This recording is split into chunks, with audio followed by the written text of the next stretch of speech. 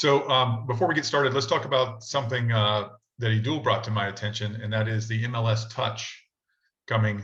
They're doing a demo next week, and I'll need to talk to Jason and Michelle about this. They're doing a demo next week on Wednesday at 10 o'clock. So we may consider moving our meeting back to 11, if that's okay with Jason and Michelle. And it'll give the rest of you guys a little more time to wake up and, get ready for the meeting. So, but the MLS Touch is supposed to be an upgrade to the app, I suppose, and I look forward to learning about it as well with you guys. They're doing one session on the 20th and one on the 26th, was it, Idul? I think the 14th and the 14th and 20th. 14th and 20th. So next week's the 14th. I'm sorry. Next week's the 14th. So that'll be, so we'll do 11 o'clock on the 14th for this, and 10 o'clock is when they're doing a demo of the MLS Touch. So all the complaints you guys have, I just saw the flyer. So all the complaints that you guys have about the MLS app, hopefully they're going to address a lot of them with this MLS. I have it on my calendar for 2 o'clock. Is it the Discover Prospect CRM integrated MLS Touch? That's the Touch is at 10 and the Prospect CRM is at 2. Oh, I must. They're two different things. Yeah, they're two different. Yeah, but they're both going to integrate with Stellar. Okay. Yeah, I recommend, I mean, you guys have work to do, I'm sure, but I recommend trying to hit both of those if you can, but definitely the Touch one in the morning. And that's very aggressive that they're already integrating it with stuff by 2 o'clock. So that's, get you guys going. Okay, so that's for next week, and it's 10:35, and we're going to get started here. Thank you everybody for coming out. And today's lecture series, number 4 in our lecture series, brought to you by AmeriFirst and AmeriUno. We have Jason Pughe here from AmeriFirst, and we have Michelle Renner from AmeriUno. Jason, despite appearing to be in jail, is not, and they don't let you have a hat. That's how I know. So Jason, we appreciate you leading this today, and Michelle, as always, thank you very much. Jason, I'm going to turn it over to you. You can introduce our speaker today.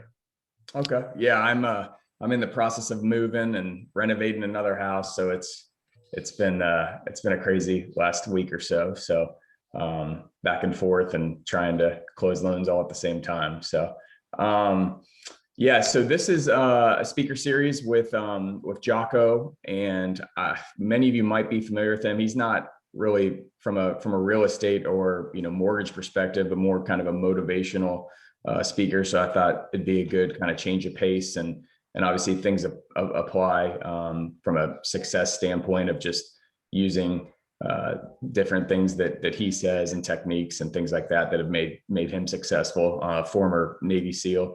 In addition to that, now we could get into this afterwards, but I just wanted to throw a side note, just that this has been coming up a lot with some of the realtors that I work with. So obviously with listings with offers right now, cash is king, and you have a lot of cash offers that are obviously getting accepted over financed options. And for us in the mortgage business, obviously we like the financed options and over the cash, but there is a way that we can help those cash buyers, whether it's a family member that is purchasing the home for another family member, and they want their offer to stand out and they're doing cash. There's Fannie Mae has delayed financing, so you can actually purchase a home with cash and then turn around pretty much the next day and refinance that as a rate term refi. So just an option out there if you know anybody that maybe has the cash to do that but doesn't want to tie their cash up and take advantage of a low interest rate and make their offer stand out. That's just something I would throw out there, because I have a lot of realtors that are using that, since a cash offer is obviously looked at better than a financed offer. So and we can talk about it after this, but I'll transition to this right now. So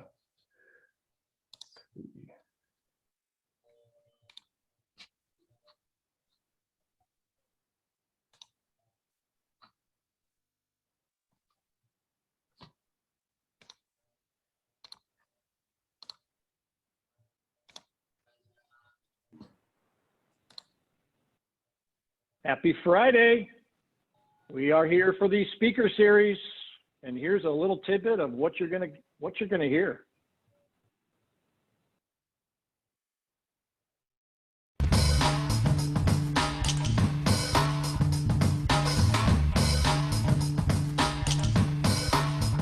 How I feel gets absolutely no vote on what I'm going to do today. It gets no vote whatsoever. I don't care about it. It doesn't enter my brain. How I feel doesn't matter. What I'm going to do is do what I need to do to win. That's what I'm going to do. So feeling, not worried about it. Motivation, not worried about it. I'm going to have the discipline, and I'm going to put forth the effort every single time to make sure that I win every single day.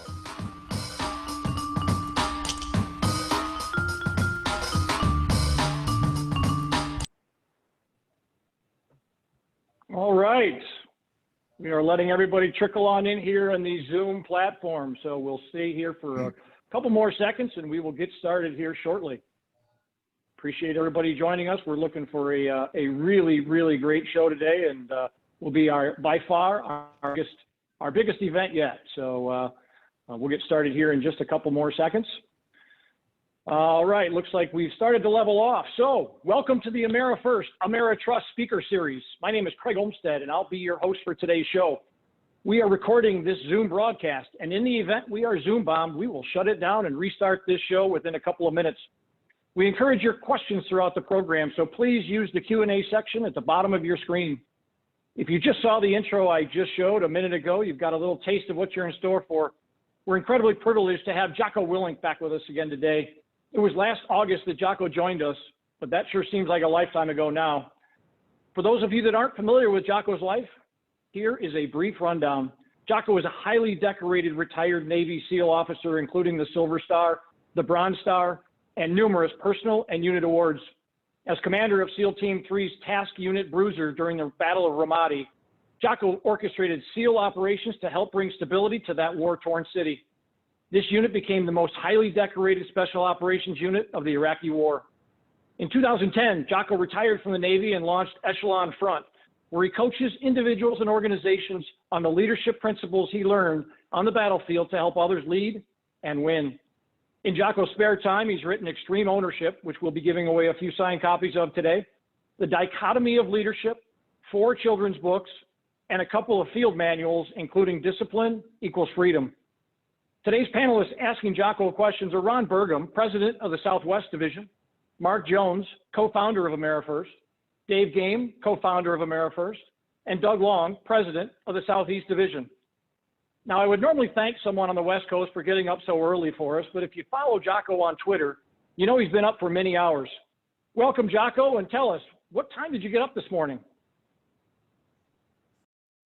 Thanks, Craig. And as you know, I got up the same time I always get up, which is 4:30 in the morning. That's what I do.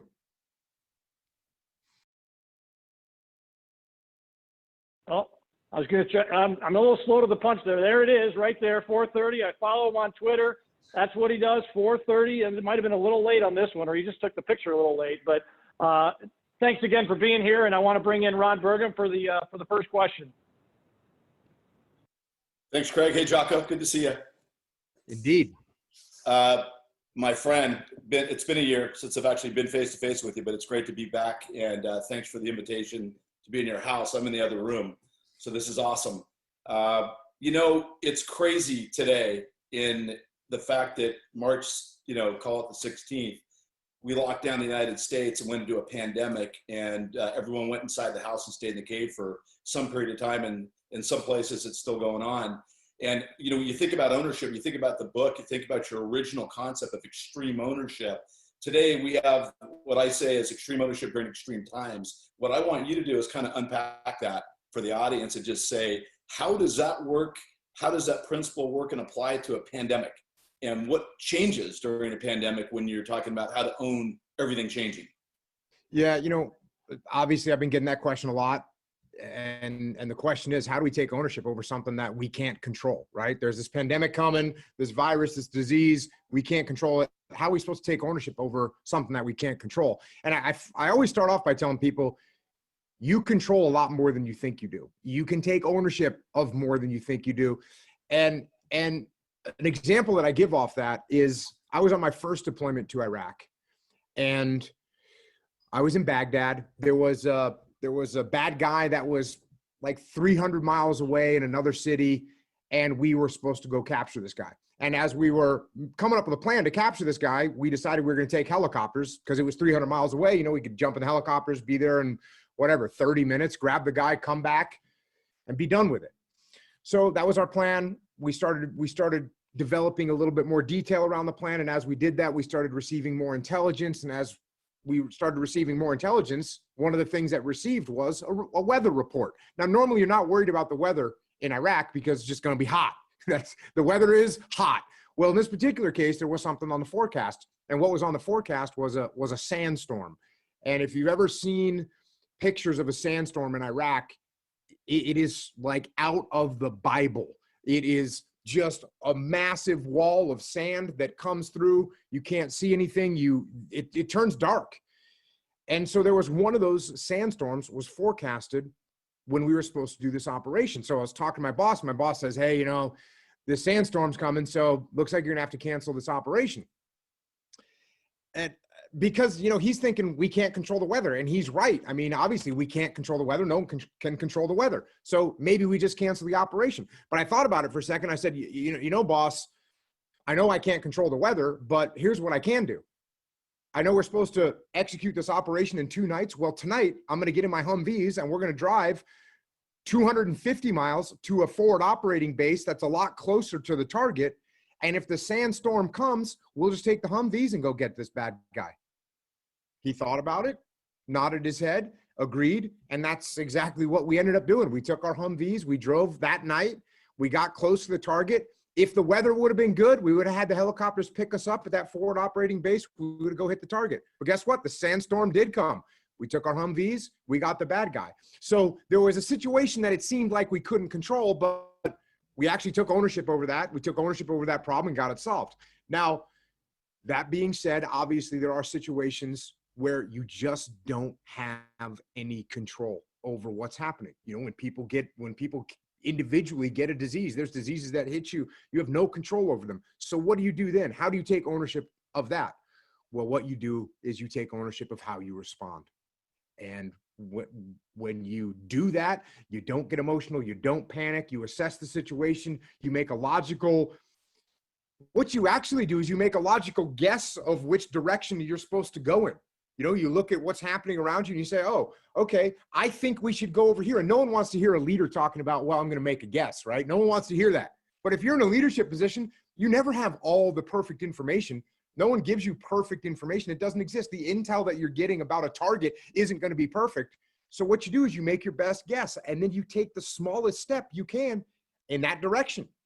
And then you do an assessment. You run a little feedback loop. Did this seem like it was a right decision? Okay, looks good. Got some good feedback. Cool. I'll make another small step in that direction. Then I'll run a feedback loop again. If it's good, if it looks good, cool. I'll keep moving in that direction. So I'll keep making small iterative decisions to move in the right direction. And while I'm doing that, I have to remain humble enough that if I take a step in this direction and I get bad feedback that maybe I went the wrong way, I'm humble enough to say, you know what? That was the wrong way. No problem. Take a step back, adjust your direction, and move again. So the big thing is there's things going on. You can't control them. Take ownership of how you're going to respond to them. Embedded in that is a lot of fear. Embedded in that unknown. There's a lot of fear going on. And I think that it kind of, it leans into panic. And you see people running into the store, taking all the bread, taking all the water, all the meat's gone. When we knew the meat wasn't going to be gone, it's going to be there in a week. The trucks are still coming in unless someone bombs the trucks. But what do you tell people about that today? It's like, come on. How should they think that through in a way that doesn't cause panic?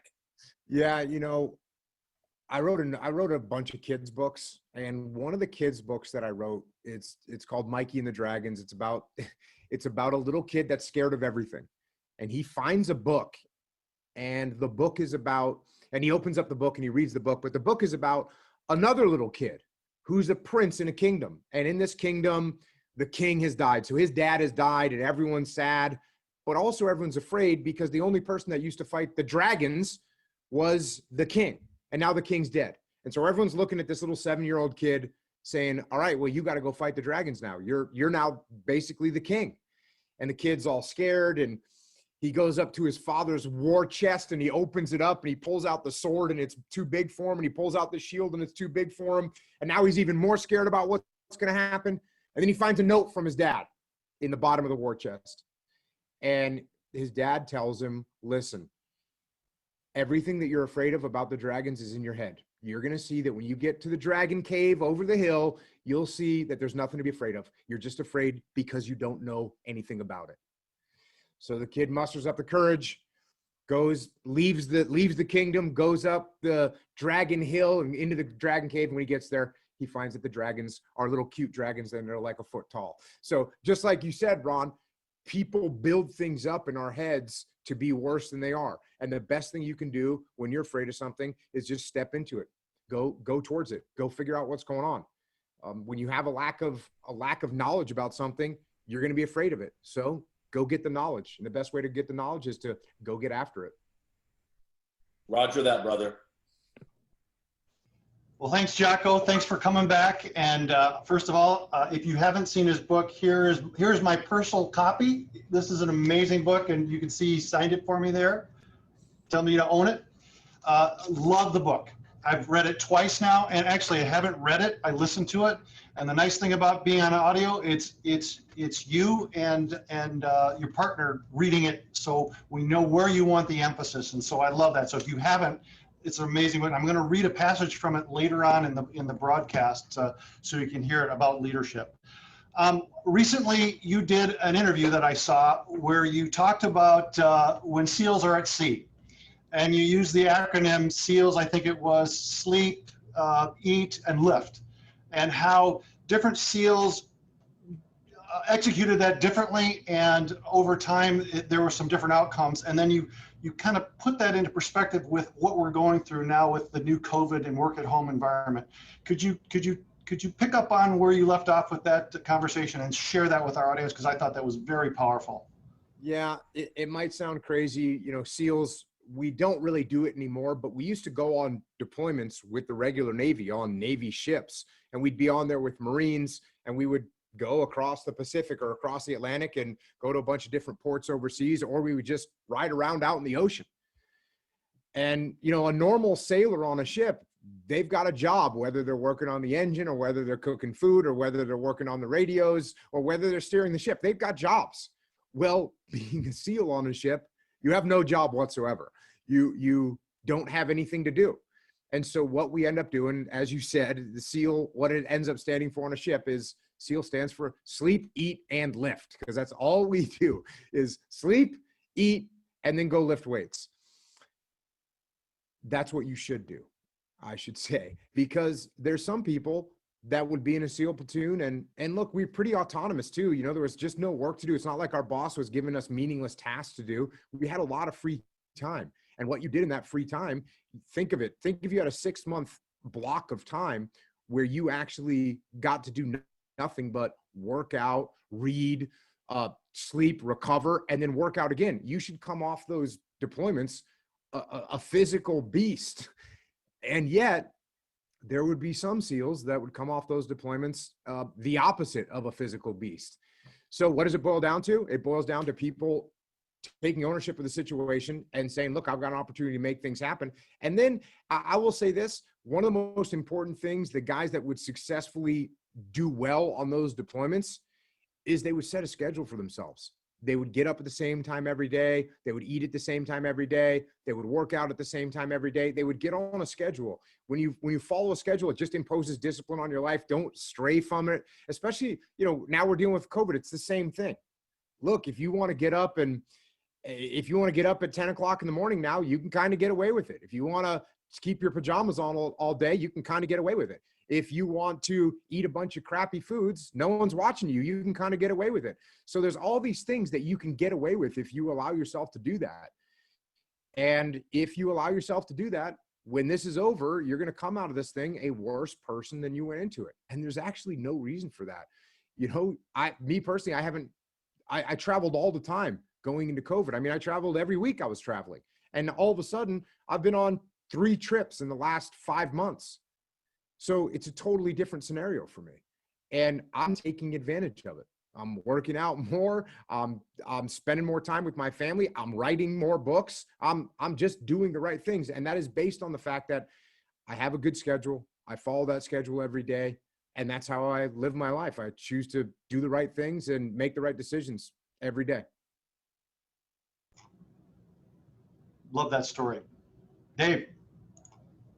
Jocko, really, really great to have you back with us. And, you know, I too, I'm looking at my copy of Extreme Ownership and love it, and love the pearls of wisdom, and love the many, many sound bites we've had from your first one. I'm sure we're going to double down on that. But, you know, you have a plan and you're disciplined. We got that part. I want you to talk to us. We've got on the call today number of real estate partners. We have a lot of our originators on the phone.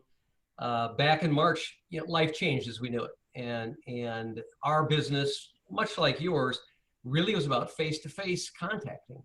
And that evaporated literally overnight. I know in Echelon Front, you are a face-to-face trainer. You've been that way. You go out, you get in the trenches, you hands-on do it. That changed. Something tells me you didn't sit back and just start eating cookies. Tell us how you have embraced what happened and how you have adapted to it.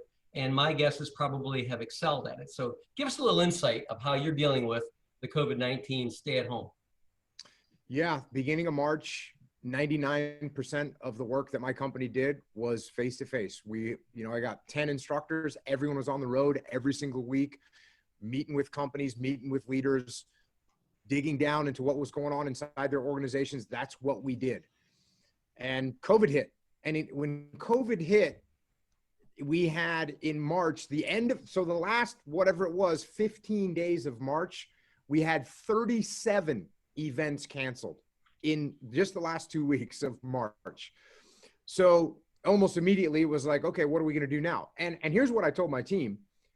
I said, listen, in my opinion, this is a virus that's going to run its course. I didn't know anything any better than anybody else did. This is a virus that's going to run its course. A bunch of people are going to get sick. And just like when you get a virus as an individual, as you know, with a virus, you can't do anything about it. It just does what it does. You lay in bed for a few days, then it's over.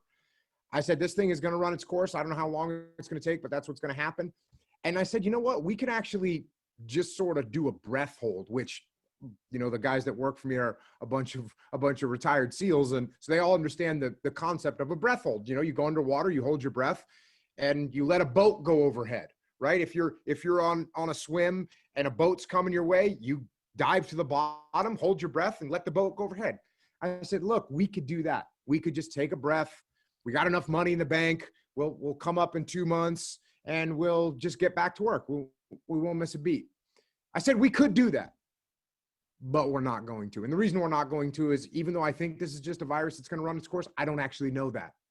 And not only do I not know when it's going to end, I don't want to sit around for 2 months. What I want to do is figure out a new way to do this. Now, we had a small percentage of work that we had done online throughout the course of Echelon Front.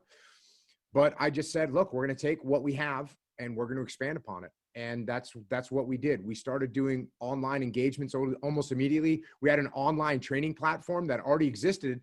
And we had built that because some of the companies we work with have global organizations. They've got 100,000 employees all over the world, and they wanted us to train all their employees. So we had built an online training platform. Well, we went to work on that. We tuned that up. We got that up to speed. And then we commenced a whole new training program on EF Online where we started doing all of our engagements through Zoom. Now, where we got lucky with this, and I'll say it's the same thing with everyone right now, trying to convince someone on March 3rd that doing an online meeting would have almost the same impact as doing a live meeting, it would be very difficult to convince people of that. But what's been beneficial here is I had Easter dinner with my parents on Zoom. And, you know, my parents who aren't super advanced in technology, they figured out how to work Zoom. And while we were having Easter dinner, They were telling us about all the friends that they've been talking to over Zoom. So everyone now is getting used to Zoom. It's like the early days of email in the SEAL teams. In the early days of email in the SEAL teams, everyone said, you know, what are you talking about? You're going to email me. How does that even work? Don't send me an email. Just come and see me. Now, of course, everyone uses email. So it's the same thing. We've got a new technology, and it's been forced upon people. And I see that as an absolute benefit, because now guess what? I don't have to get on an airplane and spend 5 hours traveling to New York to do a 1-hour meeting with someone, to just get in the plane and fly back again. And here's the other thing. You know, if I'm doing a meeting with, I don't know how many people are on this call, there's 246 people on this call right now. 240, you put 246 people in a room, well, there's some people at the back of the room, they can barely even see me. Here, I'm 6 inches from everyone's face. And by the way, if someone has a question, they can type it in the Q&A box and I'm gonna answer it. So in many ways, this is actually more dynamic and more connective than a live presentation. So once we started getting our clients to realize that, and we were getting our clients to realize that, here's something we did immediately. When we would say, hey, we want to talk to you about what we can do to support you, instead of setting up a call, we set up a Zoom meeting with everyone. All of a sudden, they're sitting here talking to me, and they're thinking, wait a second, if this is this good, why don't we just have you come and talk to the company online? So I think there's advantages that are coming out of this. I think that's what you have to do. You have to pivot. You have to adapt. If you don't pivot, if you don't adapt, you're going to get crushed. And so there's new technology. Everyone is using the technology. Take advantage of it. Don't hide from it. Exploit it. Use it. Make it happen. It sounds to me like you see this process surviving the end of COVID. You see this as a piece of your business into the future. Absolutely. I can tell you with 100% certainty that we will continue to do virtual training when COVID is completely gone. Look, am I still going to do live events? Sure. You know, the way I explained it to my team is, you know, you listen to a band on the radio. When they come to play in concert, you still want to go see them in concert. Like, there's something to it, but it's going to be a hybrid, and the hybrid will lean towards virtual training because it's more economical for our clients. It's better for us. We can get more done. We can reach more people. It just makes more sense on an aspect of just being able to scale. You know, there's no way that I could do a meeting in San Francisco, New York, and Texas in one day if I have to go to all of them. Right now, I have days like that all the time. I'm talking to a company in Australia, and 20 minutes later, I'm talking to a company in New York City. Like, that's what's happening. So I think it's a benefit. I think it's something we can take advantage of. And if you embrace it, it's going to work out well for you. Absolutely. Great answer. Hey, buddy. What's happening, Doug? So listen, I've got a lot of buddies who, you know, obviously this COVID's also done a lot of political stuff, both left and right, and wear a mask, not wear a mask, that, you know. But the key is I've seen some of my buddies literally just hibernate. The fear is paralyzing them. You know, what do you tell, I mean, obviously, what do you tell those guys, but also what do you tell how to stay safe? What are you doing in terms of how you're looking at this pandemic? What are you doing personally? I know that Helen, your wife, has probably seen you more than in the last few months than she's probably seen you in years. So, you know, tell me how you're coaching people to handle what this COVID-19 is doing personally to them at home and also, you know, at work. Yeah, you know, for me, Doug, obviously I've been at home. My kids came home from college, so we've had a packed house. As far as the way I treat it, you know, when you go outside or you go on an airplane, you know, you got to put a mask on. Cool. That's the rules. Put on a mask. I take vitamin D. Cool. That's something I've always done. I'm not, you know, I'm in an age group and in a health situation where if you look at the threat level to someone in my category, there really isn't a threat level. So for me, it's more about just trying to, you know, make sure I don't get close to people that may be, you know, like for instance, my dad. My dad's 80 plus years old. He's got a compromised immune system. I'm not going to hang out with my dad right now after I get done flying across the country. So I think you just got to be smart about it. Depending on the category, depending on the threat level to you as a human, and everyone's a little bit different. And look, we've all heard some horror story about, well, there's a perfectly healthy, triathlete guy that got it and died. And obviously that happens. That happens when people drive to work in the morning. That happens. And if you look at the percentage chance of that happening, I spent my entire life taking incredible risks, significantly higher than, some 0.001% of me having a really horrible situation. So I'm not going to let it dictate my life. But at the same time, I'm just out making sure I'm not posing any kind of threat to anybody else, and just trying to help the country move in the right direction to get this thing over with.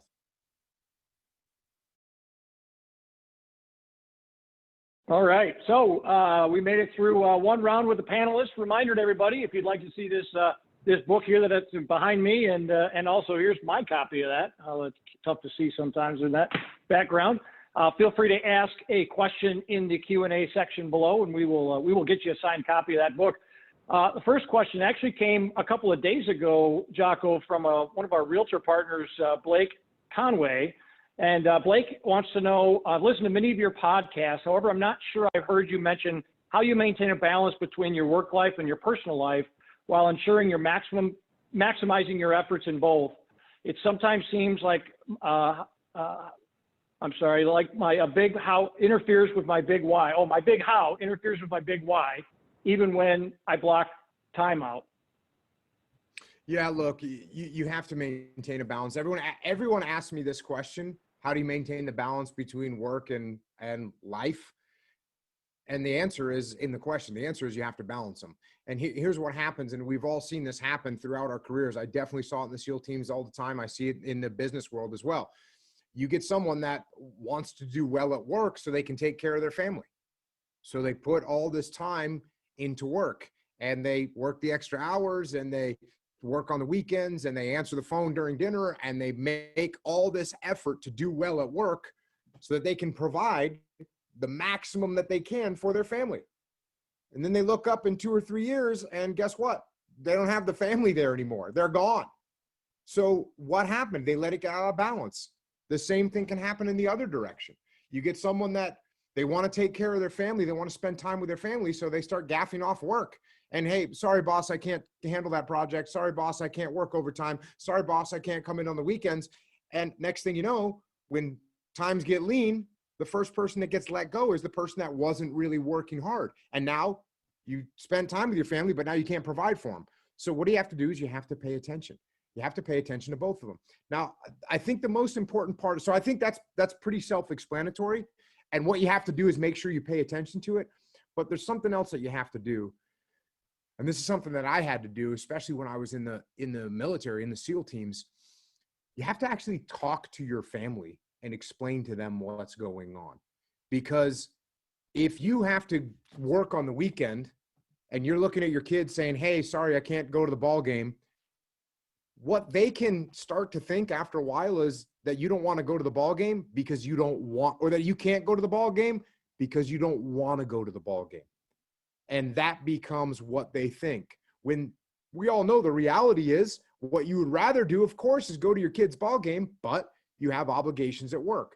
So I believe it's important to explain to your family, hey, listen, I would love to spend all this time with you, but one thing I need to do as the either husband, wife, as the provider, as the parent, one thing I need to do is I need to provide for the family.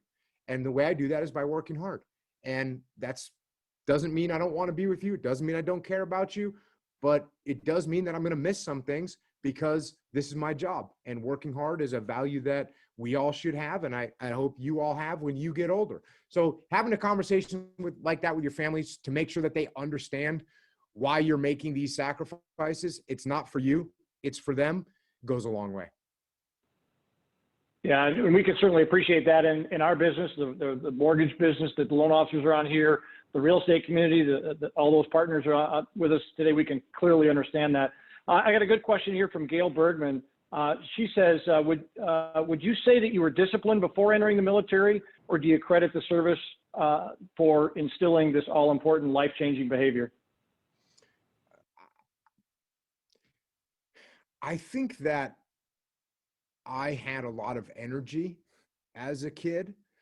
And when I got in the military, I was shown, or I saw a little bit of both. I was shown and I saw the fact that this hard work focused in the right direction, which is discipline, that when that happened, it was beneficial. So look, there's plenty of people, and you can see them all the time. There's plenty of people that were in the military for a long time or a short time, and they come out of the military and they have no discipline whatsoever. It happens all the time. There's all kinds of military veterans that are not doing well when they get out. And the reason they're not doing well is because they lack discipline. So, well, not in all cases. In some cases, obviously, people hit hard patches in life. But in some cases, they're not doing well because they lack discipline. So I definitely saw discipline in the military and saw it as something, as a pathway for me to improve my lot in life. And it was beneficial that I saw it there, and then I got to enact it. That's the good thing about the military. You join the military, you got a blank slate. No one cares where you came from. No one cares, what school you went to. No one cares about anything in your past. They don't care about your family. They don't care about anything. Are you going to do your job? Are you going to work hard? That's what people care about. So you get a blank slate when you go in there. I realized that. I realized I had a blank slate, and I realized I could paint the picture that I wanted. And that was, I wanted to be a good SEAL. And that's something that I've been telling people lately. If there's anything that really started to model my life out as a young guy in the military, was I had this one simple thought. And this one simple thought in my head was that I wanted to be a good SEAL. I wanted to be a good SEAL. And that wasn't even that clearly defined, but I wanted to be a good SEAL. So what that meant was every decision that I made, I looked at it through that lens of, is this going to make me a good SEAL? And if you have some driving force like that to hold you accountable, it really does have an impact over time. And that's why I think I had a successful career in the SEAL teams, was because when I made decisions about what I was going to do, the decision was based on one simple question: is this going to make me a good SEAL or not? And you can do that with your life. You can do that as a human being, right? Is this going to make me a better person or not? If you ask yourself that before every decision that you make, you are going to make better decisions. And that will help you with your discipline. Yeah, I totally agree. Great stuff. I've got a question here that I actually got chills down my spine reading it. And I hope this gentleman or lady from Samsung Galaxy sending it from a cell phone looks like, please send me your name. We'd like to get you a signed copy from Jocko. But he says, he or she says, "Hey, Jocko, I appreciate everything you've done. Some of the work has helped save my life after the military. I want to know, as a leader, how do you bring out or show the potential you see in someone, even if they don't see it in themselves? Thanks. Looking forward to a 445 club near me." Yeah, that's awesome. And this is a very common question. And it's something that I had to deal with a lot in the military and even in the civilian sector. How do you get someone to step up? How do you get someone, when you see someone with some potential, maybe they lack confidence, maybe they don't have quite the knowledge that you want them to have, maybe they just don't have the motivation, and so they're not reaching their potential. What do I do with them? Well, I actually wrote about this in my last book, Leadership Strategy and Tactics, because it was a common problem, and it is a common problem. And so here's what I do. What I do in a situation like that is I use my favorite leadership tool to cure this problem. And that leadership tool is actually leadership itself. So if I have someone that is not stepping up and not becoming a leader, not reaching their potential, what I do is I put them in charge of something. And if it's someone that I think lacks confidence, I actually put them in charge of something that I know that they can do well. I know it's something that they're capable of. I give them that task. I give them that responsibility. I give them that project. And I say, hey, you've been doing great with what you're doing. Hey, I want you to step it up a little bit and handle this project for me. And then they elevate. They elevate a little bit. They handle that They handle that project, they get it done, their confidence goes up, and then what do? Give them a little bit harder of a project. Same thing happens. Their confidence goes up, they get better and better. Now, I had an issue with this when I was at SEAL Team 2. When I was at SEAL Team 2, I was an assistant platoon commander. And my sister platoon, so the other platoon, assistant platoon commander, came and talked to me, and he said, hey, man, I got this guy in my platoon. He's got so much potential. He's a great athlete. He's charismatic, but he's just got like a bad attitude. And he always, kind of walks around and like doesn't want to take ownership, doesn't want to do anything, doesn't want to lead. What do I do with this guy? And I said, what I've done is put the guy in charge, of something. And he says, really? He's like, I said he had a bad attitude. I said, yeah, I'm telling you, put him in charge of something and it'll straighten his attitude out. And he goes, okay, I'll try it. So I actually went on a trip for a couple of weeks, and I come back and I see the guy and I say, and I actually knew the guy that he was talking about. The guy that he was talking about was kind of he was kind of like a real charismatic, athletic guy, but a little bit of a wise ass, really. He just liked to poke fun at things, and he would just throw out negative comments all the time. And it just would kind of bring the platoon down a little bit, this other platoon. So when I come back from this trip, and I see the other assistant platoon commander, and I say, how's it going with that guy? And he says he got worse. And I was kind of surprised. I said, really? He said, yeah. He said, he got worse. He's way worse than he's ever been. And I said, well, how long have you put it? I mean, what's going on? How long has it been like this? He goes, as soon as I put him in charge, his attitude got worse. And it hit me. I said, wait a second, hold on. What did you put him in charge of? And he said, I put him in charge of cleaning the toilets on the second floor of the building. Yeah. I said, no, that's not what I meant. I didn't mean that. I said, you need to put him in charge of something meaningful. Putting someone in charge of cleaning toilets is punishment if they're not a new guy, and he wasn't a new guy. That's punishment. I said, you're punishing him. What you need to do is elevate him. So he said, really? I said, yes.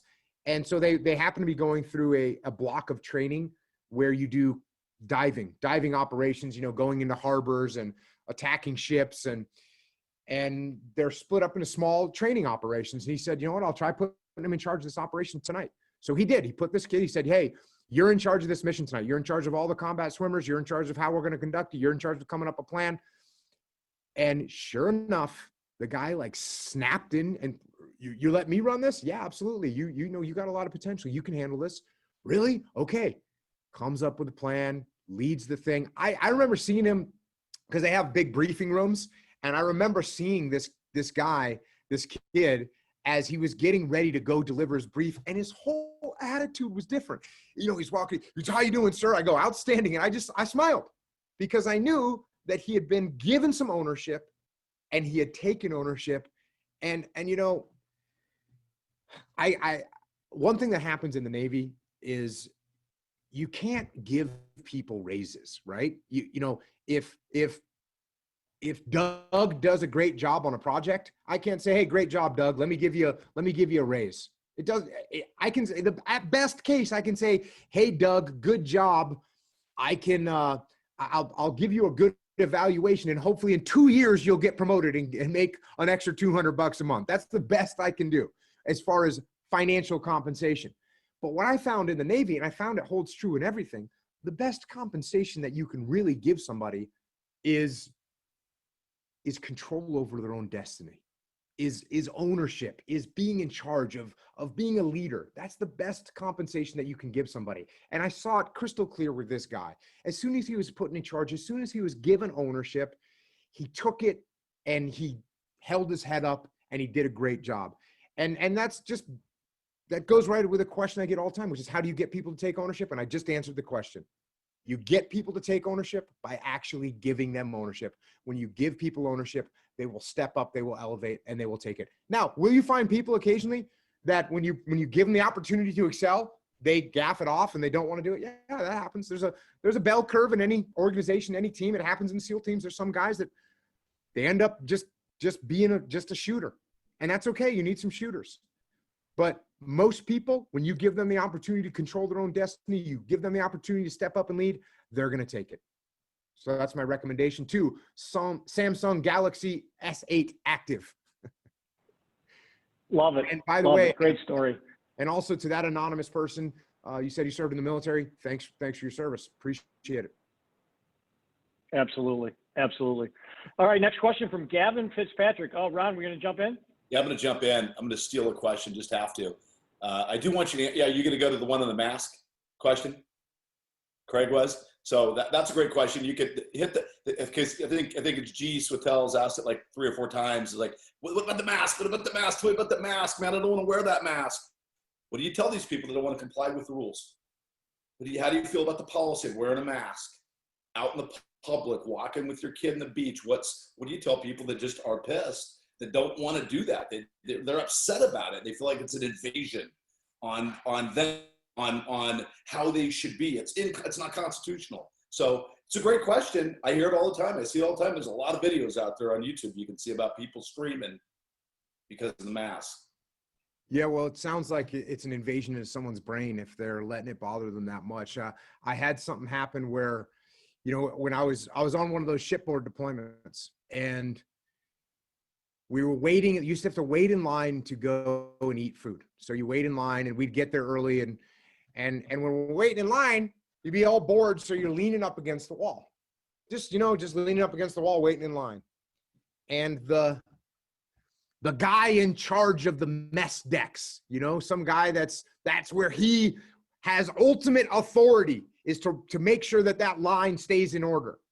And so I'm sitting there one day and I'm leaning up against the wall, big tough Navy SEAL leaning up against the wall. And this little guy that's in charge of the line on the mess decks comes up and says, "Hey, get off the wall." And you know what I did? I went like this. No big deal. People put out some rules. This thing's not going to drive me crazy. Fine. Yep, no problem. You want me to get off the wall? Get off the wall. They pass these big ordinance. You need to wear a mask. Look, if that's what the rules is, I put a mask on. This doesn't ruin my day. I don't think it's if you want to take that and you want to mentally extrapolate that out into your constitutional rights, and you want to think about it from that perspective on a daily basis, and that's what you want to be focused on, well, then that's what you're going to be focused on. I actually have work to do. I have things I'm trying to make happen. I have things I'm trying to achieve. And I'm not that focused on a little rule that people are throwing around one way or the other. That's my feeling. My feeling is I don't have a big feeling. I'm not getting super hyper emotional about it. I know that people are making it into a line in the sand in life, and in the country. Like if people are forced to wear a mask, I mean, the one side you've got, if people are forced to wear a mask, then that's the beginning of the end of our nation. The other end is if people aren't wearing a mask, you're going to kill people and everyone's going to die and we'll never get out of this. So you got two extreme viewpoints. And from what I can tell, both those sides are thinking about the wrong things in life right now. I'm thinking about, how do I move forward? How do I do functional things? How do I make the world a better place? How can I help my family? How can I help my friends? How can I help my clients? That's what I'm thinking about doing. I'm not letting that get in your head. You're not letting that get in your head. It's like, hey, check, put that mask on and moving on. Love that. Let's talk about something that you can't take, the breathing dunk on, and you can't get the chokehold on this. And this was about lying. So I'm talking about lying for a minute and telling the truth. So telling the truth as a leader, telling the truth to customers, giving bad news. Because I heard you talk about this about, hey, tell the truth. You got to tell the truth. So let's talk about what that means in the application of that people don't understand. That's a real powerful concept that a lot of leadership doesn't understand, especially in this time, because they want to give information they don't even have. So let's talk about that for a minute. Yeah, the big thing about telling the truth. So yeah, as a leader, you want to tell the truth. And as a human being, you want to tell the truth about what's happening. And it's real easy to tell the truth when things are going great, right? Hey, we're doing great. We're expanding. We're building. We're growing. everyone's getting raises, we're hiring more people. Everyone loves to tell that. We're opening up more offices, right? Everyone loves to tell that truth. People don't like to tell the truth when we're cutting people and we're shutting down offices and we're losing money. People don't want to tell the truth about that. But you actually have to tell the truth in both those situations. You have to tell the truth about what's happening. If you don't tell the truth about what's happening, then people don't react to it. And also, when you don't tell the truth about what's happening, they're going to make up their own truth. It's called a rumor. And I promise you that the rumor is going to be way worse than the truth actually is. So you have to tell the truth. So then the next question that comes is, well, okay, Jocko, that sounds great, but how do I tell the truth when I don't actually know what's going on? And here's the answer. I mean, we just talked about it. What's the truth on a mask? What's the truth? I can promise you there's people that are saying that this will save lives. There's people that say it makes no impact whatsoever. What's the truth? I don't know what the truth is. And so what do you do when you don't know the truth? You actually tell the truth about what you don't know. And you say, hey, I'm not sure what the truth is. I don't know how long this is going to last. I don't know what this part of the pandemic means. But here are some things that we are going to do. Here's some possible outcomes, and here's some contingency plans that we are working on. So if it goes in this direction, we'll be ready. If it goes in this other direction, we'll be ready. And I think a lot of times as leaders, we feel like we should know everything. We feel like we should know everything because we should be the expert. And the worst thing is when you do that, people know that you don't know everything. And also, if you make a bold statement about something, I can just about guarantee you Murphy's Law is going to bite you, because if you say, hey, this pandemic's going to be over in 2 months, I promise you it won't be over in 2 months. And if you say this pandemic's going to last for the rest of the year, I promise it'll end early. So what you should do is actually say, listen, there's a lot of different opinions of how long this is going to last. I'm actually not sure, but here's what we're going to do to be ready for if it doesn't last long. And here's what we're going to do to be ready if it does last long. Either way, we're sticking together. We're taking action. We're moving forward. After that, buddy. Mark. So Jocko, one thing I didn't mention earlier was that opening video that we showed of you. I wake up to that every morning. Every morning at about 4:30, 5 o'clock, and my head's going, I don't feel like working out. And I hear Jocko Willett say to me, how you feel doesn't get a vote. And it gets my ass out of bed, and it gets me on the treadmill. It gets me going. So thank you very much for that. I would like to read a passage from your book. It kind of dovetails with what Ron just asked you about. And I wish I had heard this when I was a young leader, because it is so important and it's very critical right now. It dovetails to what you're saying.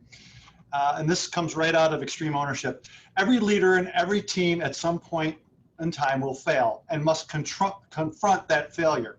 We are by no means infallible leaders. No one is, no matter how experienced, nor do we have all the answers. No one does. We've made huge mistakes. Often our mistakes provide the great lessons that humbled us and enable us to grow and become better leaders. For leaders, the humility to admit and own mistakes and develop a plan to overcome them is essential to success. The best leaders are not driven by ego or personal agendas. They are simply focused on the mission and how to best accomplish it. Again, for our leaders on the phone, could you share your thoughts about that concept and how that dovetails with what we're dealing with right now in this environment? Yeah, look, we're going to make mistakes, and we're going to make mistakes.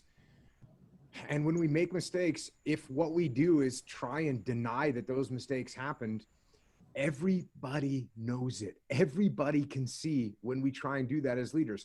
Not only that, so not only you think it makes you look good to say, well, this wasn't really my fault. Everybody can see right through it. But what's even worse than that, not only do people lose respect for you, but now you're not taking ownership of the problem. And so the problem isn't going to get solved. It's just not going to change. So take control over what you can take control over. Take ownership when things go wrong. It's just a fundamental concept. And it's interesting because I'm sitting here and you guys kind of set me up with these questions that make me seem all cool. And like, I'm up every day and I'm on the path and I'm eating the right foods. And that's great for me to sit here and talk about that. But as you know, the opening chapter of the book, Extreme Ownership, is about a horrific incident that happened where we had a friendly fire incident. and a friendly Iraqi soldier was killed by my SEALs, and one of my SEALs was wounded by friendly American forces, and all this took place with me as the senior guy in charge. So yes, we make mistakes. We all make mistakes. When you make those mistakes, what you have to do is own them. And look, it applies to everything that's going on right now. There's been all, I think, looking at the politicals, at the politicians, I haven't heard any politicians say, you know what, hey, I made a misjudgment here. Here's what we're doing to correct for it. I haven't heard anyone say that. It would be like music to my ears if someone would say, and it's hey, constantly happening. yeah, there's all kinds of mistakes. Why are there mistakes being made? They're not even mistakes. It's like this. Hey, this is what it looks like right now. Here's what we're going to do. Hey, it turns out we should have done this. I'm making an adjustment. Hey, I was wrong in my first assessment. And here's where we're moving now. No one's saying that. In fact, it's even worse. What's happening is when leaders make mistakes, they dig in. They dig in behind those mistakes and they say, no, I'm right. See, I'm right. And everyone's looking at them saying, wait a second, we need to make an adjustment to what we're doing. So, I mean, it's been wild, right? It's been wild. I mean, you know, talking about the mask, and I hate to keep bringing this up, but apparently someone's interested in it. At one point, the government said, put a mask on. Then they said masks don't help and don't do anything. And then they said, no, they do help. And then they said they're mandatory. What are we supposed to make of that? If someone said, hey, we originally thought that masks didn't do anything. Here's why we thought that. We were wrong. Here's how they benefit, and here's why you should wear them. People would say, okay. Or if someone would say, look, we made a big deal about masks, but it turns out they're really not necessary. We miscalculated that. You don't really need to wear them unless you're in these certain situations. Okay, sounds good. But no one really says that. They just dig in to what their original statement is, don't admit when they're wrong, don't own their mistakes, and it leaves the worst part is it leaves the followers, it leaves the people in a state where we're saying, who are we supposed to listen to? And unfortunately, I think leadership and politics are two separate places right now. So yeah, thank you for this. I you know, for the young leaders out there, I think this is a really important point, and you don't have to know everything. You don't have to be perfect. You just have to be willing to be committed to the end goal and admit when you make the mistakes, adjust your course and move on, which is, thank you. Thank you for sharing that with me. I wish I'd have heard it when I was about 22 years old. I often get told that, you know, I wish I had these books when I was 20 years old. And I say, I wish I had these books too when I was 20 years old.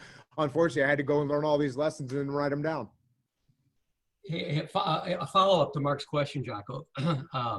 Don't you think that humility, being able to own the outcome, good, bad, or indifferent, isn't that going to garner more respect from your team? And where do you get your best learning? Is it from success or failures? Let me ask you that question first. Yeah, well, those two questions go together, because I'll tell you what, if you're humble, you will get your best learning from when you make a mistake, because you'll be humble enough to say, oh, I made a mistake and here's an adjustment I need to make. If you have a big ego, guess what you say when you fail? You say, that wasn't my fault. Right. It was Dave's fault. He didn't get me what I needed in time. He didn't give me the support I needed. He didn't turn in his paperwork in time. That's not my fault. It's Dave's fault. If you're humble enough to say, oh, you know what? I actually didn't give Dave a good enough heads up. Mm-hmm. I didn't tell him what documents were needed. That's my fault. Now I fix it, and now I get better. If I have a big ego and I win, what happens? I say, hey, I'm great. Because if you're humble, you know, we used to have missions where we'd go out on a mission and we would make mistakes and we'd get away with them. We'd go out and make a mistake. A guy would move in the wrong way, and an element would move to the wrong position. We'd lose track of him for a minute, find him again and go, ugh, but you know, they didn't get contacted by the enemy. We didn't come back and high five and say, see, look, we did great. We came back and said, oh, we really screwed up and we got away with it. We don't want to get away with it. So humility is the most important characteristic for a leader and really for a human to have. And the reason is because if you're not humble, you're not learning, you're not progressing because you think you know everything. So Wisdom, yeah, my friend. Hey, I'm gonna a quick question for you here. I'm going to read a quick quote that you said, and it says to prioritize your problems and take care of them one at a time. The highest priority first. Don't try to do everything at once, or you will not be successful. So in extreme leadership, one of your principles talks about to prioritize and execute. In today's world, especially in our business, we are a blessed business right now. We are so busy. We're having a hard time hiring, and because of that, we have a lot going on. And it's so easy. We harp on do what's in front of you, take care of the job in front of you. Don't get sidetracked. Speak to us for a minute about how important it is to prioritize and execute, and how you do it. Yeah, I used to see these young SEALs in training situations that I would put them into, where I'd give them multiple problems all at the same time. And the young SEAL leader would look at one problem and then he'd switch to the other problem, he'd switch to the other problem, and switch to the other problem. And they just wouldn't be able to solve any of the problems, because to solve the problems, they would need to put focus on those problems. This doesn't mean that you ignore the other things that are happening, right? There's actually a name for that. It's called target fixation. So if I go into a situation and there's a wounded guy and there's some civilians to deal with and we're getting shot at and I don't know where all my troops are, I need to figure out what my biggest priority is, right? I got a wounded guy, I'm getting shot at, I've got some civilians to deal with, and I don't know where all my people are. Those are 4 major problems that I've got. And what I would see a lot of times, these young SEALs, what they would focus on would be the wounded guy. They'd see a guy wounded, they'd run over to try and help that guy that just got shot, and then guess what would happen? They would get shot, because they didn't solve the actual biggest problem, which was the fact that there was someone with a machine gun shooting at them all. That's the biggest problem. I don't care what else is going on in the world. If there's someone shooting at you with a machine gun, that's your biggest problem. But I would have guys try and do everything at once, and they would just not solve any of the problems. And the reason that they would focus on the wounded guy is because they would get emotional. They'd get emotional about it. The guy'd be screaming at the top of his lungs. They'd hear him screaming. They'd go over and try and help him. That wasn't the biggest problem. So what I had to do is teach these young SEAL leaders to detach, to take a step back, detach from all that chaos, detach from all that mayhem, and most importantly, detach from their own emotions so that they could see logically what was happening and they could make a right decision about what the actual biggest priority is. I mean, you get this in the civilian sector too. You get a client that is yelling and screaming about a loan that's supposed to close, but their loan isn't supposed to close for another 5 days. And meanwhile, you've got a client that's actually not saying anything, but there's a critical situation that needs to be solved now to get their loan closed on time. Those are some things that could happen where you might get distracted by the emotions. But if you actually look at the priorities, you realize what the number one priority is. So you have to do this. And what's interesting, Dave, is I'm talking about this in a very tactical way, whether it's a wounded guy or whether it's a loan that you're working on.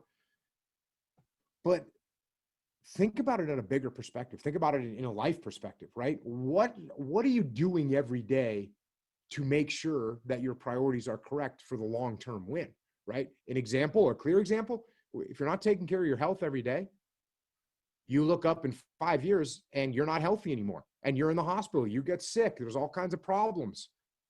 You need to prioritize that thing every single day so that you don't end up in a long-term bad situation. So don't just think of it as a tactical thing that's right in front of you. Think about the long-term implications as well of not putting the priorities in the right places at the right time and focusing on them when they need to be focused on. Great. Go ahead and get some Q&A while we still have Jocko. Pick one or two, because we got. Yeah. I saw your email or your text. I appreciate that, Doug, and Kathy Anderson appreciates that. As we're getting close to the top of the hour, my father was in the Air Force. He has now been laid to rest at the Florida National Cemetery. He was always such a positive man. How do you get the people around you to be positive during this time in our country? There's also a number of questions about kids. And so maybe kind of answer that question twofold, maybe with that. And then also, how do you keep the kids positive and get them to understand what's happening in the world today? Yeah, look, as far as positive attitude, have fun. You know, no one knows, but in the SEAL teams, it's constant comic relief, even in the most stressful situations, bullets flying around. You know, I remember one time guys were getting shot at, and, you know, someone close impacting rounds, and someone, you know, from a covered position says something like, man, I'm glad these guys can't shoot any better. And, you know, like, people are laughing while you're getting shot at. That's what's going to happen. So don't take yourself too seriously. Make sure you're having a good time. Make sure you have fun with things. As far as your kids go, look, get your kids the book, Way of the Warrior Kid. This is the first kids book that I wrote. Get them that book. Start getting them on the path. They can take advantage of this situation too.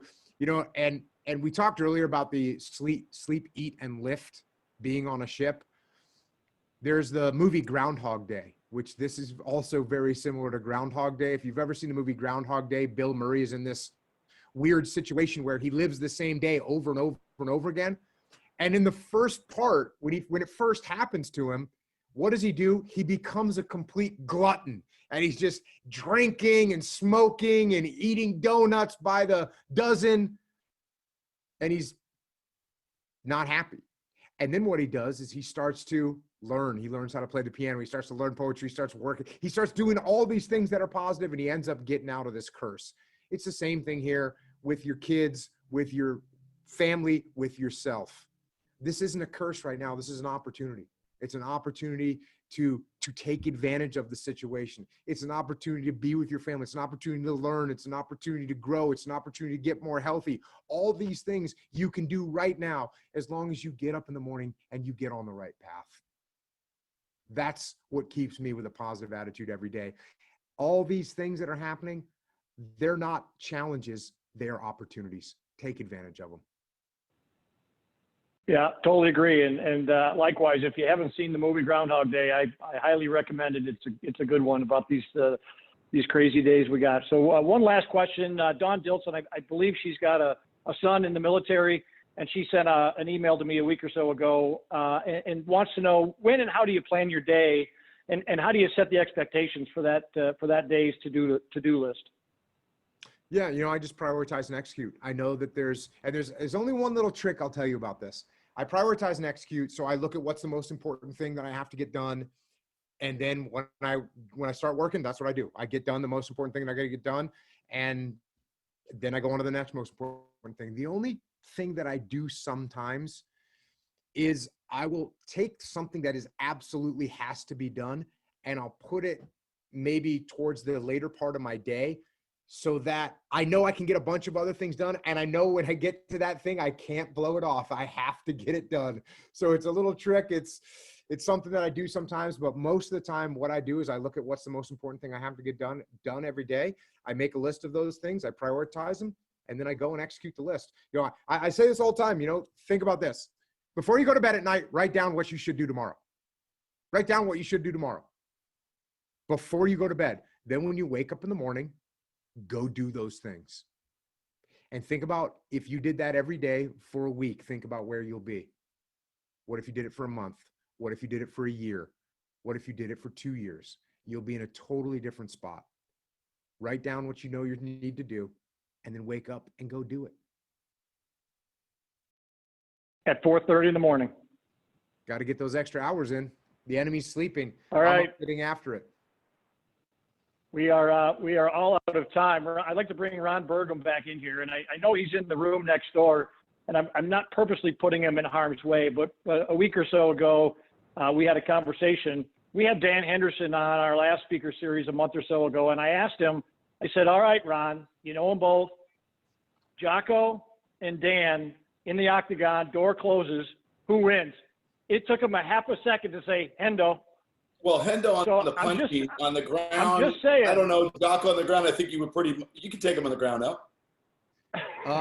You know, I've trained with Hendo. Hendo's an incredible athlete. He's an incredible guy, and he's tough as nails. I'm glad I don't have to get in the cage with him. Got it. Yeah. Got it. Yeah. Well, yeah. Rod, bring this home. Hey, I tell you what, I took some pictures of the questions because there's over 38 unanswered questions in the queue. And I've got a session with the man of the hour here, Jocko, after this. And I said, how many books do you have? And he says, I have books. Okay, that's all I need to know. I'm going to get those books signed. I'm going to get those books and I'm going to walk out. I got a big vehicle out here to put them in and I'm going to take them with me. So I appreciate everyone for joining us. So Jocko, I could have literally I'm glad I have a couch. I could sit here for hours and keep going and going and going. And this was so different than the last one because we had a lot of Jockoisms in the last one, which was, what do you do about procrastination? You're like, don't procrastinate. Oh, and of course, the one that Mark. Hang on, Ron. You just ruined it. I'm going to play that on the way out. But go ahead. Keep going. I'll let you close with that. But Mark, this is awesome because he every day. I didn't know that every day he wakes up to this. Your emotions don't matter. How you feel doesn't get a vote. So he haunts my mornings. So we didn't get a lot of Jocko-isms today necessarily like we did before. But we got a lot of content that relates to, reality today. How do we adapt? What do we adjust to? How do we get better? And I think at the end of the day, it's all about that. It's all about what can we do to move the dial, take one step forward, not one step back, and improve no matter what, but keep true to yourself. So I appreciate everything you do for us, my friend, being part of the family, being a brother of mine for over 25 years. And we're going to do a lot more things together. So thanks for joining the team. Right on. Thanks for having me, y'all. Thanks, Jocko. Safe and go get some. Appreciate your service. All right. Thank you so much. Roger that. Absolutely.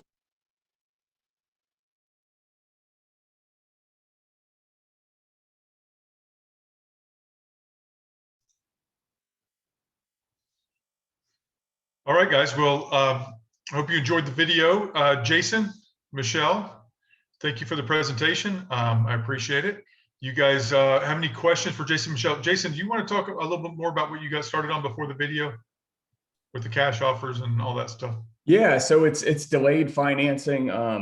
Basically, there's some guidelines with that. So when you have a specific situation, we can take a look at that. But the gist of it is essentially, you make a cash offer, and once you've closed on the property, pretty much the next day, you can do a rate term refinance. Like I said, there's certain guidelines where it's got to be for the sales price that you purchased the property for. You're not getting cash out in addition to obviously what you purchased the property for. And there's some title things in there as well. But the long and short of it is you use cash to get the offer accepted, you close, and then you just treat it as a rate term refinance off of what you purchased the property for. Fantastic. What I'd love to see you guys and you with that new thing that's coming out, and then Michelle's got the AmeriUno Advantage. What I'd love to see is when there's a stressful situation on any kind of business or person, that they get innovative and they come up with ways to compete and get better and get better.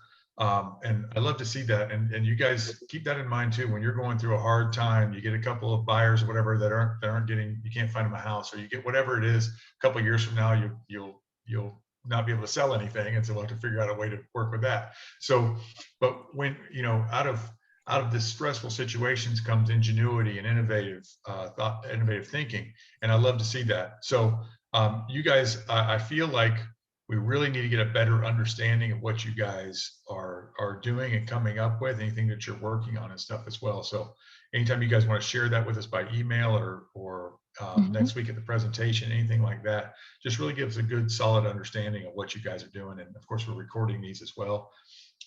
Jason and Michelle, I'll work with you guys if you want to do just a recording of you two going over some things. Okay, yeah. Separate, that we can put directly on our YouTube channel and share with our agents as well. So so they don't have to wade through a bunch of other stuff. They can just hear a direct, for lack of a better term, commercial from you guys about new stuff that you're doing that gives them an advantage in the field. So thank you guys. Any questions for Jason or Michelle if you guys need to know anything about that kind of stuff right now? This sounds very, very interesting and very helpful, these new programs. Well, first of all, can I say something? I love the there's been a lot of outpour from everybody on this group from these meetings and everything. And they contact us to get information, to get loans out. So we really appreciate that. We love you guys reaching out, and we're competitive. So we will do whatever it takes to help your clients out. I mean, whatever you need, you just let us know. Every client is unique. So we're here to help. Michelle, I'm going to act like a lawyer here and ask you a question I already know the answer to. Oh gosh. Here's a question I already know the answer to. What kind of stuff are you doing with our agents that are reaching out to you? Well, they ask for either slides from the presentations or just like, marketing items for their clients and stuff. So we're happy to help with any ways that we can. And as well, they're sending leads over and they're saying, hey, this is the situation for the client. What can you do to help this client? And we call immediately and set them with the loan officer and work through there. Okay. So, Great. And Ryan, I know you and I have talked about some YouTube training and things like that. So definitely we'll look for those things. One of the other things that, we can do this in the future, but we did have somebody on recently that's an expert on the rate side of the, interest rates side of the realm.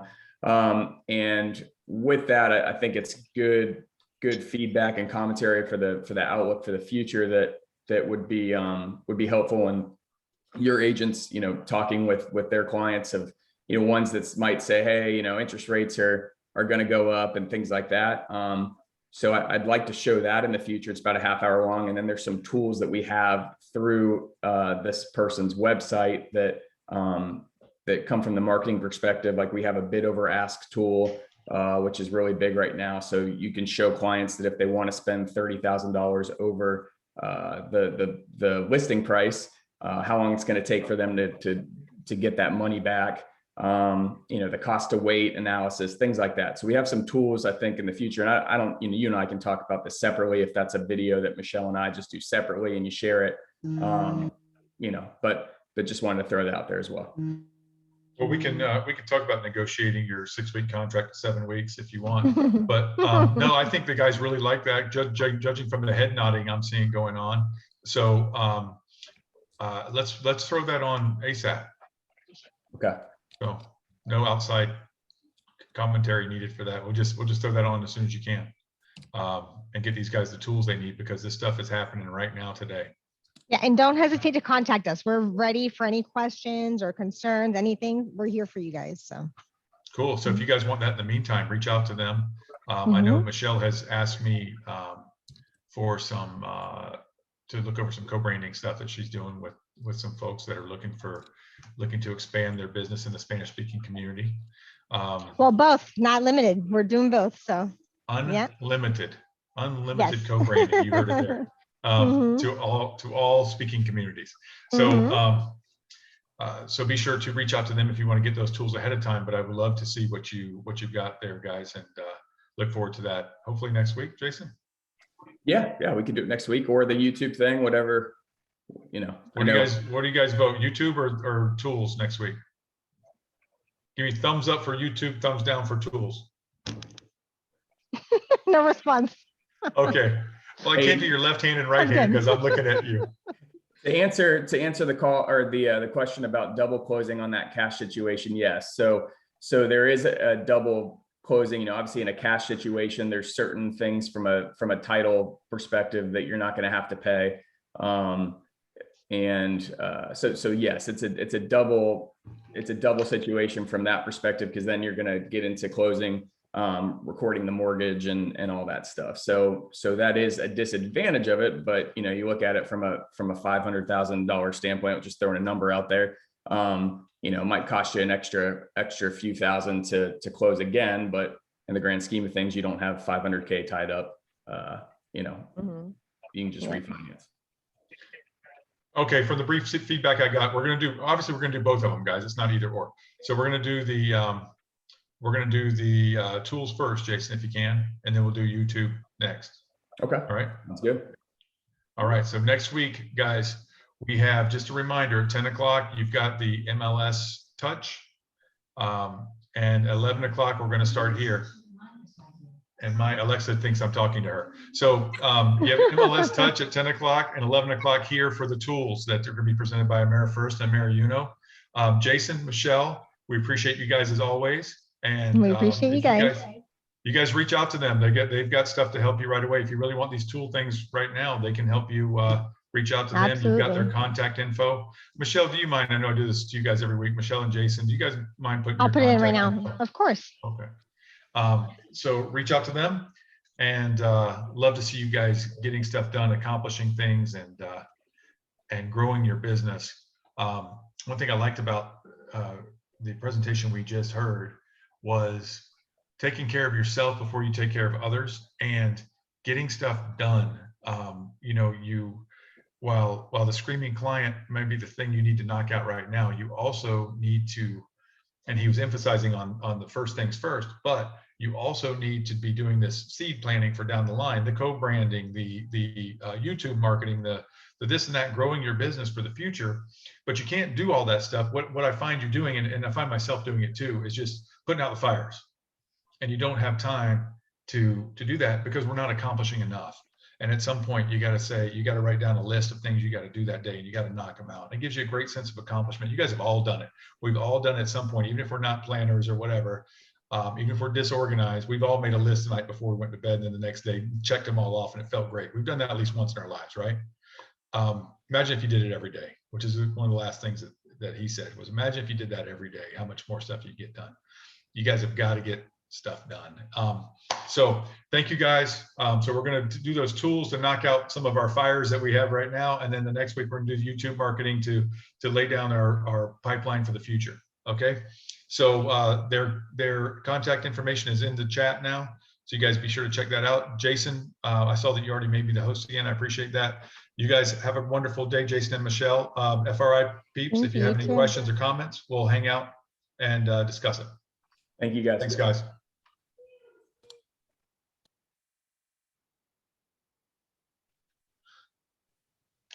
All right, FRI people. Bye,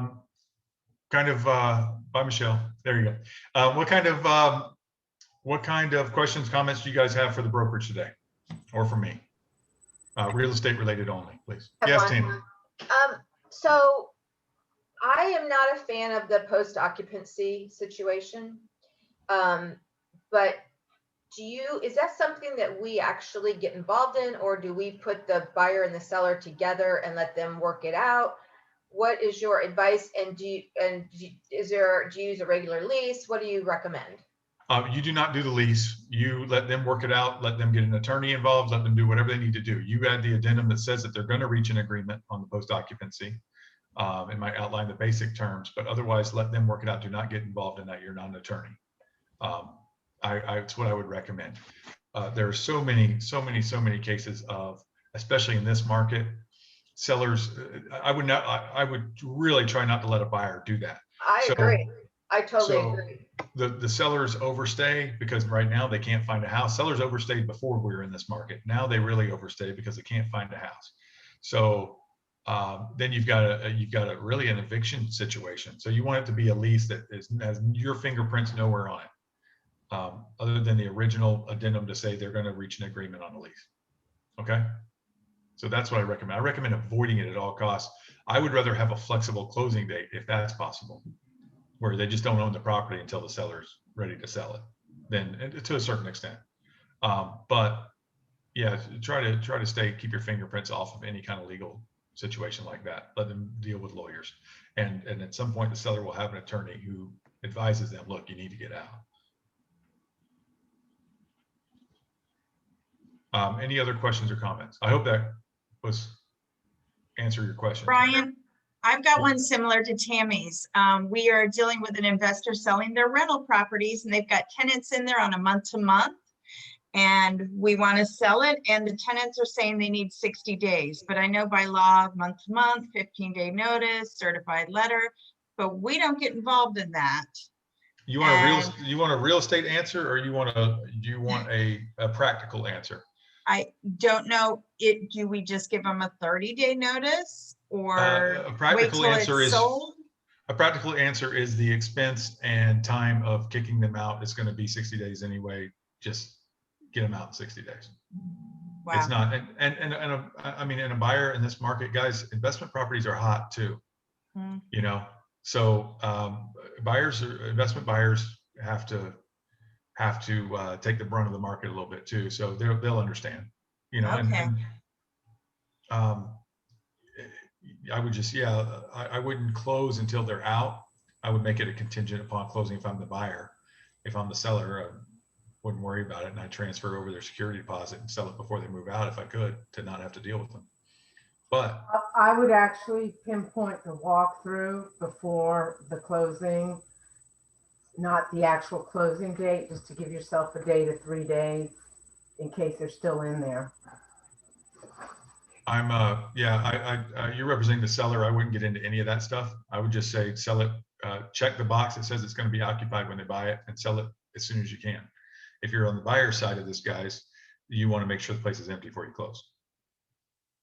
Okay. And make sure the tenants do a tenant estoppel. Make sure the title company does a tenant estoppel, so they know exactly what's being held in deposits and so forth. Yeah, if you're on the buyer side, for sure. Well, I would just wait till they were gone. I wouldn't close. I would close contingent on it being empty and clean. So the that's what you want to do there. But if you're on the seller side, I wouldn't. Also, if I'm on the buyer side, I would offer them, you know, if I'm going to keep leasing it, I would offer them, you know, here's a new 12-month lease, assuming they're good tenants. I mean, they're on month to month, and apparently they're paying. They're good tenants. They probably don't want to leave. Obviously, if they need 60 days, it's not, they haven't been planning for it. So maybe not, whatever. But if I'm the buyer, I would consider, you know, the first person I would go to lease it and say, hey, do you guys want to stay on for 12? Okay. Thank you. Yeah, just try to avoid those situations altogether. Try to sell it. If you're buying, try to buy it empty. If you're selling, sell it any way you can right now, so you don't have to deal with that. All right. Any other questions, comments? No.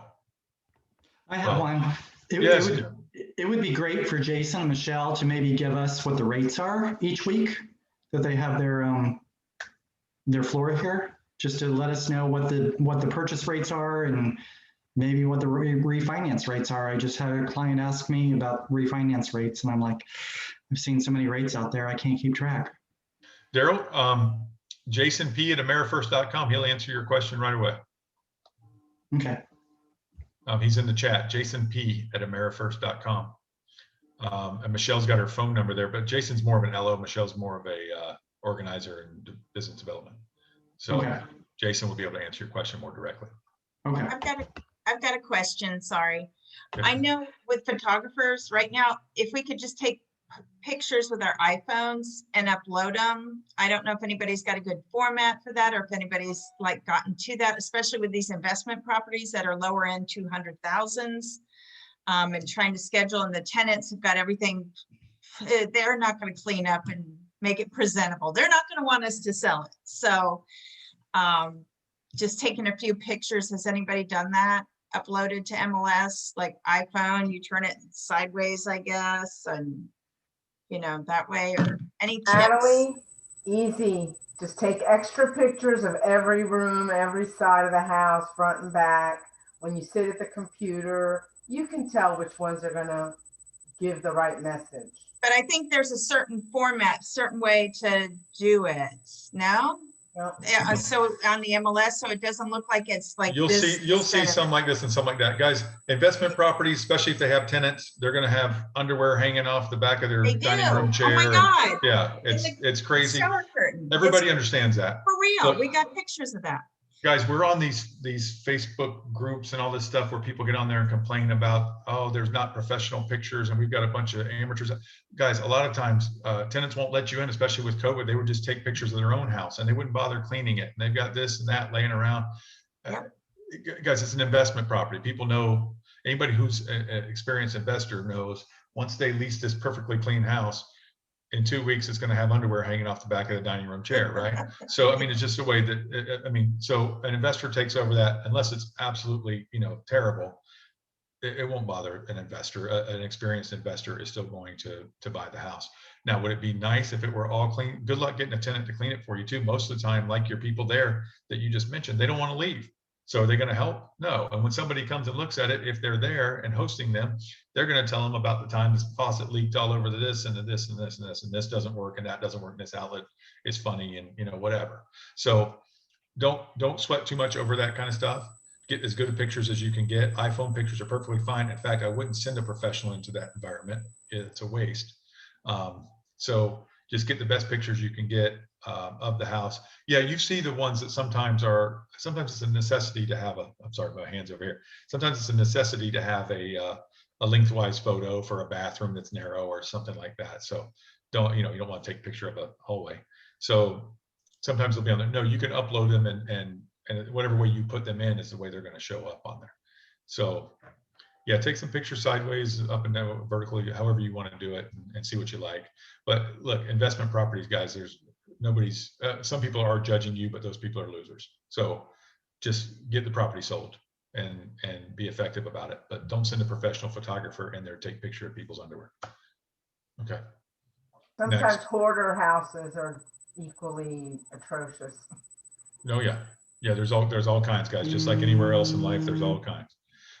Any other questions, comments? I do real quick. Sorry, I had to get out because I had another meeting.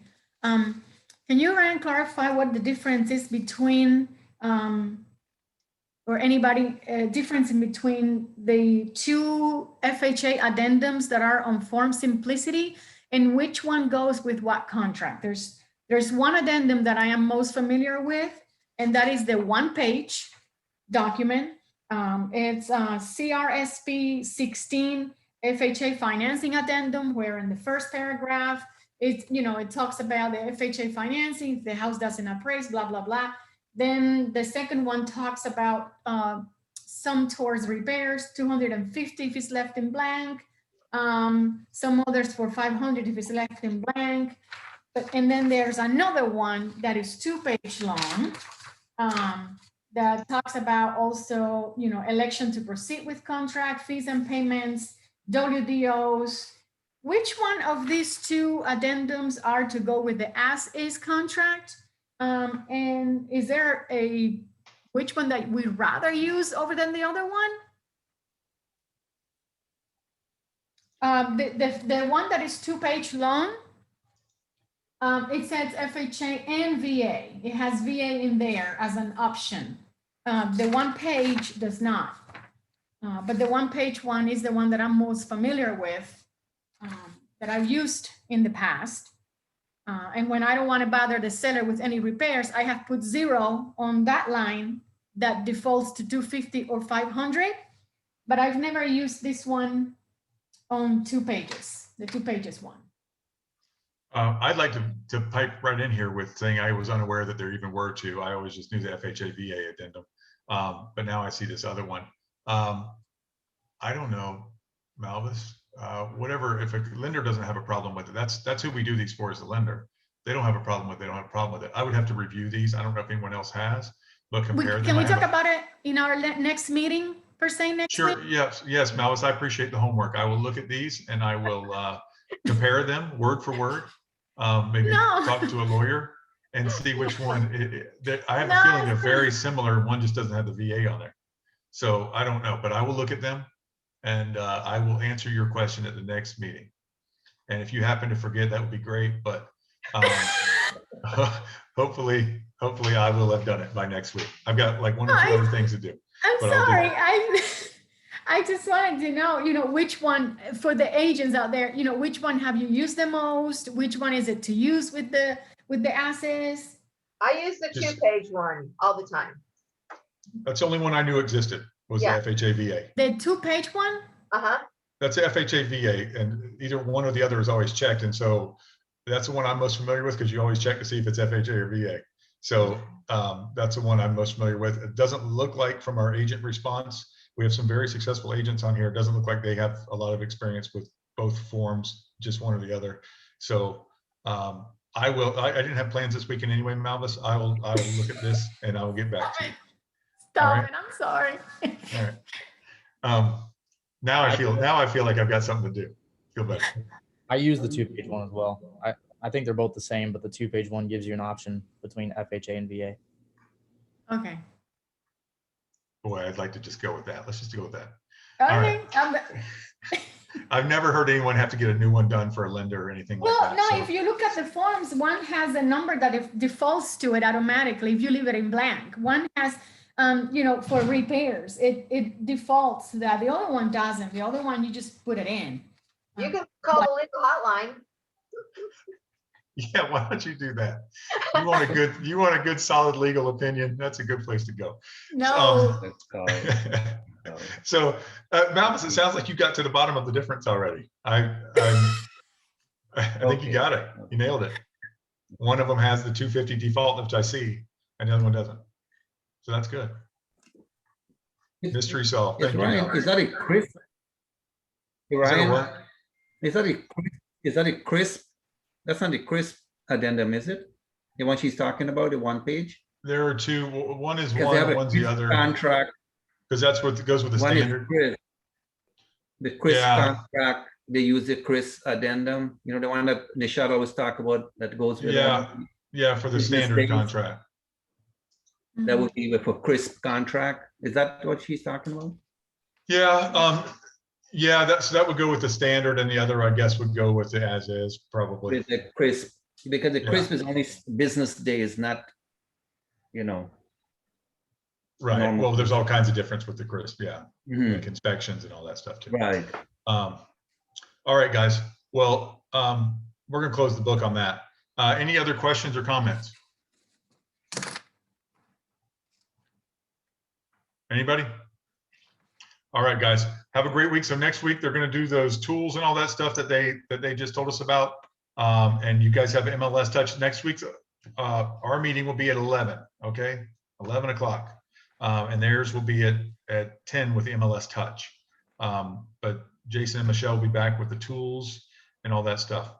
What's MLS Touch? Dalton, you were here the whole time.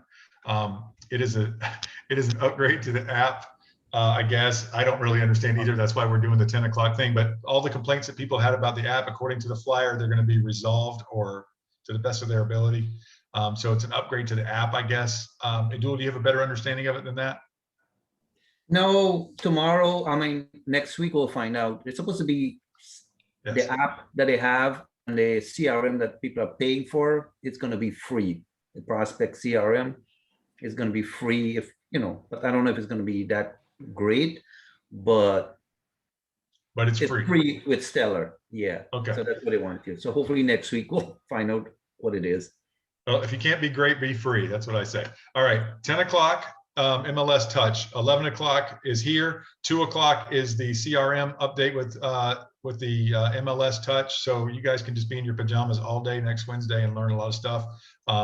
We already got some happy campers about that. So, all right, guys. Thank you very much. See you next week. I know what I'll be doing this weekend, Malvis. Thank you. And you guys have fun. See you next week. Brian. Thank you. Bye-bye. There's no way I'm doing that, Malvis. All right. Bye. Bye.